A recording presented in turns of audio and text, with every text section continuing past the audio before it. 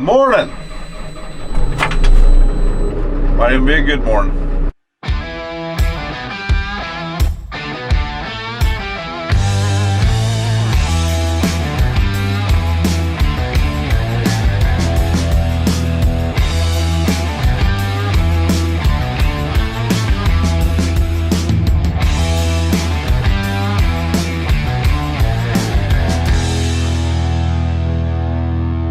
Today we are working on some double crop beans like I mentioned in the last video. We have some rain rolling in about 4 or 5 days, and we got about 3 days of double crop beans, so we're going to work on those for a little while. Now we might switch over to corn, I don't know. Basically we got 100 acres of double crops right where we're at.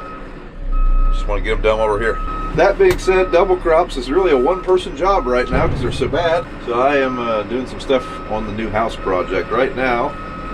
I am loading up this very large, very heavy metal door to take back because it's getting installed today. Just nothing, just a regular door. Just it's a little heavier than most doors, and it comes on a pallet.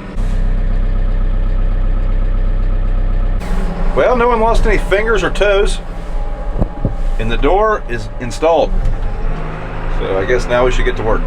So it is almost 11 o'clock.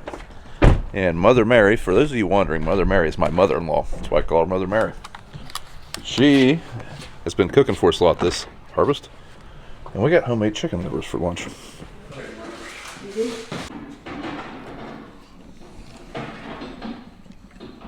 So one thing that's pretty exciting today is we're taking some delivery of some demo equipment.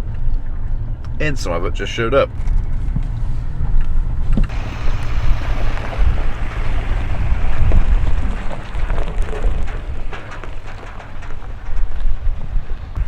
Me and Kayla had to go meet with our contractor, and while I was talking with him, this Salford 5200 showed up. 5200 Enforcer.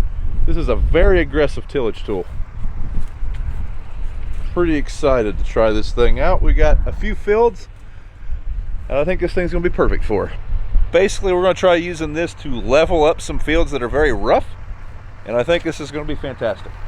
Can't wait to get this thing out in the ground. Now, I don't know a whole lot about this. We'll probably wait till we get one of the product experts out here, but this is a high-speed tool also, I'm almost positive. Morning. So today we're taking care of the important stuff first, getting lunch put away. Hey, not till lunch.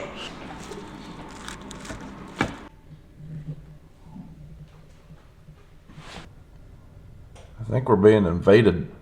So first thing we're going to do is we're going to drop this Avatar. I probably should have done this yesterday, but ended up messing with the house quite a bit.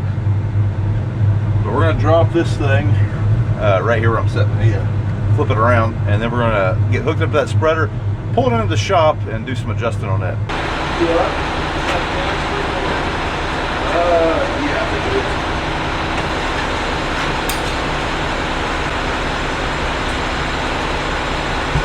So we have a few guys here from Salford helping us get this stuff all hooked up and ready to go. Want to get the 5200 on the John Deere and want to get the Sniper hooked up to this. Maybe get them calibrated. Maybe even get to use them some today. BJ's getting the pounder unhooked so we can get it also attached.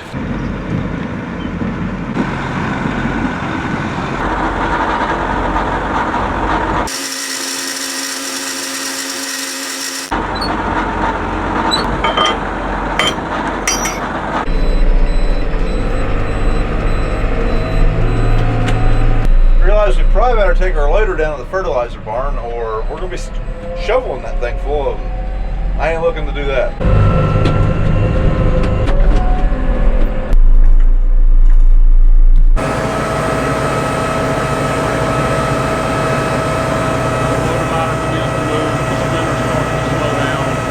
So we are not getting a whole lot of fertilizer because we are just trying to get this thing calibrated. We are not trying to run all day at the moment. I just want this thing to be able to run whenever I get the chance to run it. So we are about to pan test this spreader. Basically, I'm going to drive down with the spreader running, and they've got pans spread out over 120 feet. I'm going down the outside pan. I'm going to drive down, I'm going to turn around, I'm going to deadhead back here, and then I'm going to do the same thing on the other end. That way we get a sample from the left and right spinner all the way to the center. We want to see if we got a good uniform spread pattern. This is really the best way to check, especially when you're dialing one in. So yeah, curious to see how this does. We're spreading 120 feet. So yeah, let's see what we can do. I had a camera guy willing to get covered in fertilizer. I gave him one month.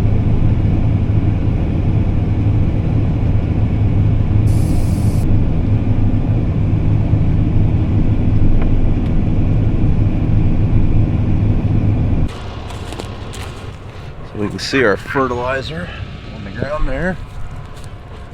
See what we got in the pans. This is the center, so it's throwing. You know, this is your 120 right in here. And these are just, we didn't need these. These are just spares. So. Yeah, that's right. Yeah. That's right. It comes with 17 pans. We decided to go 10 feet on 120, particularly to give space for the tractor tires to pass over. Yep. And that's first pass. What was your spinner RPM? About 900. Okay. We didn't change a thing. Yeah. Change nothing. It's a pretty uniform spread pattern. That's the way it leaves the shop. And this side here would have been coming off the right, and this would have been coming off the left, or vice versa. Basically, we got half and half of each side of the spreader. That's right. You got one snapshot on the right and one on the left throwing together. So that's worst case scenario, and that's why we do it the way that we do it. Yep. So you know your overlap's right. Yep. So you drive on 120. Yeah, it seems a little bit more accurate than just driving right through the middle, or it is going down and then turn around. You're not catching a whole smoke swath. and mirrors involved in. You know, we could say, oh, when you come back through, it's gonna fill in over here. Yeah. That's why you can't cheat on the way that they do this one. Yep. If the right and the left match, then you truly have a good pattern. So for those of you wondering maybe what makes this spreader any different from the rest of them, I mean, it is a pull type broadcast spreader. See where it says sniper, it's extremely accurate. So I got Steve Owenby from Salford. He's been showing me how to run this. Steve seems to be the man on how this thing operates. So what can you tell us about what makes this thing a sniper versus just a regular spreader? Mainly section control. Okay. This thing will do 120 foot wide spread swath, and that's 60 off each side. And then as you come back into an as applied area, it can cut the swaths off every 10 foot. So it'll go from 60, 50, 40, 30, and down to 20, and then it will cut one side completely off. Going into point rows, it does that, and also in an as-applied area. Okay. So it'll do it independently on either side, and it keeps the rate correct on the left-hand side compared to the right-hand side. It's a totally self-contained unit. In other words, there's a pump right here that your power takeoff turns. Your power takeoff hooks into the tractor, and these only operate on 1,000 RPM. We don't have it for a 540 tractor. And as you can see, there's 2 bed chains in this machine, and this bed chain, obviously, if you're running at that full 120 foot swath, these are turning the same. But as you start chopping off sections, this chain has to slow down because you're covering less area if you're 50 foot off one side instead of 60. So it literally keeps slowing whichever side down is if you're coming into a point row. So that's very different from a normal spreader. Usually this would just be one piece of web. Yes, one chain. And there's a hydraulic gearbox on the back for this side and one for the other side that controls these 2 sides totally independent of each other. Okay. And we've got a piece of T-Jet. It's an IC38 that's down here that is the control system. So any ISO bus? Any ISO tractor will run it. These are the control valves. You've got the bed chain control valve for this side, the bed chain control valve for the other side, and then this is the control valve for the spinner on this side, because you've also got to speed up and slow down the spinners. So this one's for this side, that one on the end over there is for the other side. So you're controlling bed chain, you're also controlling spinners. Okay. Okay. Now this machine also has load cells on it. So as someone that doesn't have scales in their front end loader, I like that quite a bit. Yeah. The flow divider itself, when you're going into a narrower row, this side over here may slow down. If you went from 60 to 50 foot, it slows that bed chain down. We've already talked about that. It also slows this spinner down. the spinner disc slows down to only throw the material the 50 foot off that side at that point. Also, the drop point itself changes. So there's an actuator under this machine. So this box itself is moving. That box moves back and forth. Right and now, there's two of them. There's two of them, and they're independent of each other. Okay. So right now, this is in its narrowest swath configuration because there's hardly any gap in this. Okay. When we're running at 120 feet, there's about a 2.5 inch gap up there. Okay. So the back of this flow divider is back almost parallel with these the spinner shafts. Okay. Okay. As you chop off from a 60 foot off one side down to a 50, it literally slows the bed chain down, slows the spinner down, and it moves this drop point to keep the spread pattern accurate in that 50 foot, and that keeps happening. So the position that the flow divider's in right now, well, let me back up. When we're spreading 120 foot, this disc is turning 900 RPMs, okay? When we get down to only spreading 20 foot off of each side, this disc would be turning about 280 RPMs. Okay. So it goes from 900 down to 280.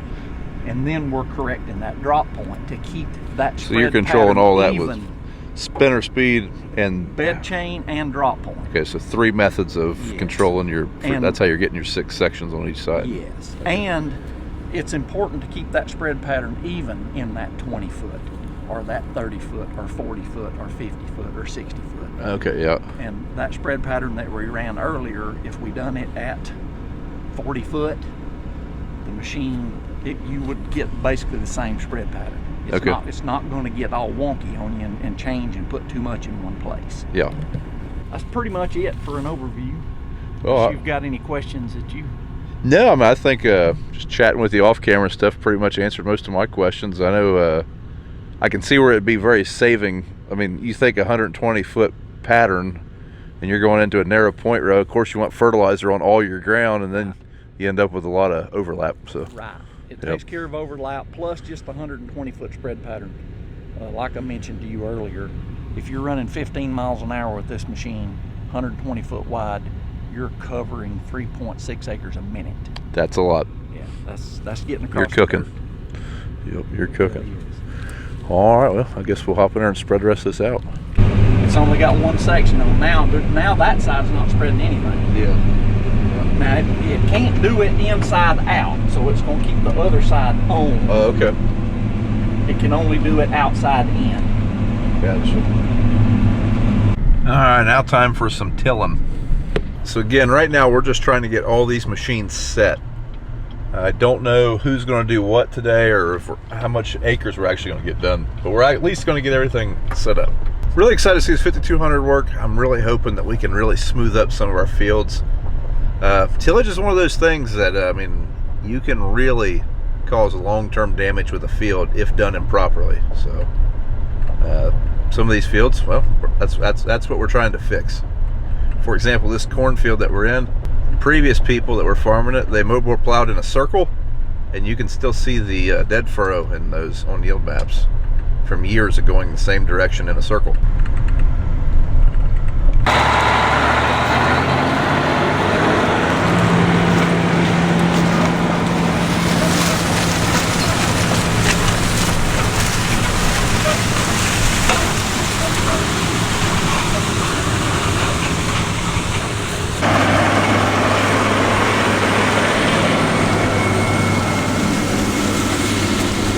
Oh, there we go.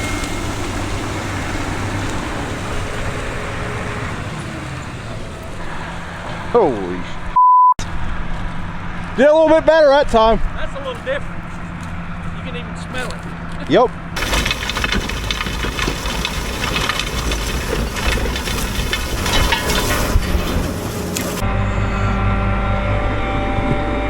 All right, we've got this thing dialed in. Salford guys are starting to take off and head for home.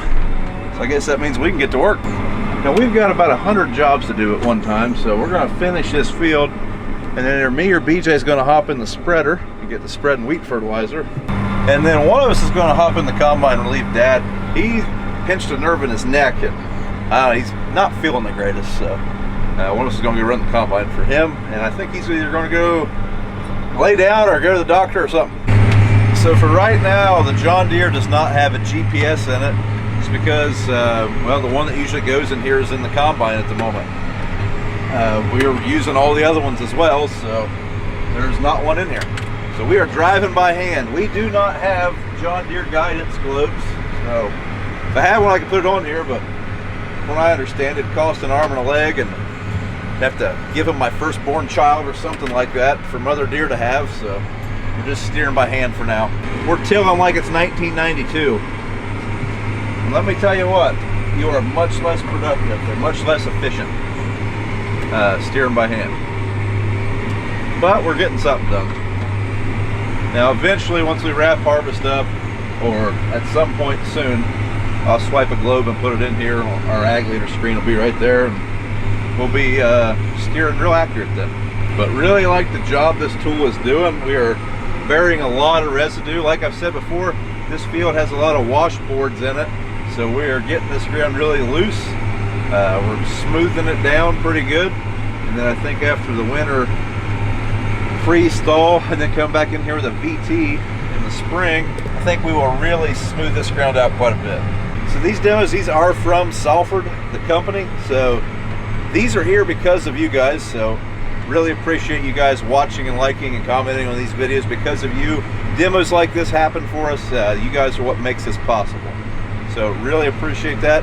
We really enjoy trying and testing equipment, and well, a lot of that happens because of you guys. So we really appreciate everyone that watches. So now that the mushy stuff's over, we can get back to turning dirt. We are going to get back to spreading some wheat fertilizer.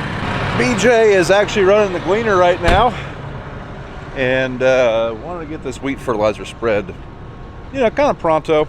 I mean, you know, sometime before it rains. So we're going to focus on that at the moment. We got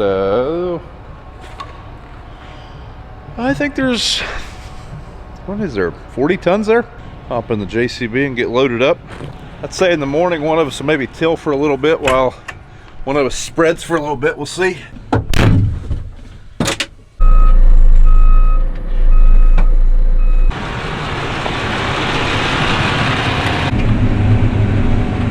right, and we're doing it. We're going. Turn the lights on.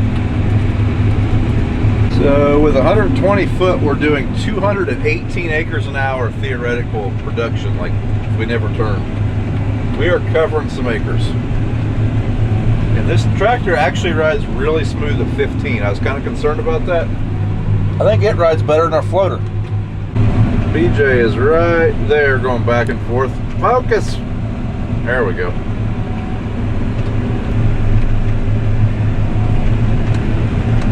Time to get another one. We're gonna load up at least one more, do another 70-ish acres. Goes pretty quick at 120 feet. It does go quick.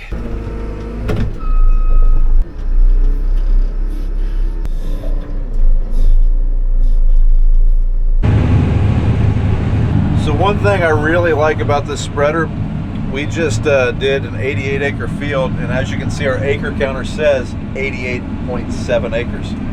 In other words, there wasn't a lot of overlap. That is awesome. In my experience, usually spreading, I mean, with our spreader, for example, you have an 80-foot spread pattern, so you're, you know, there's a lot of overlap, and not so much here. That was pretty cool.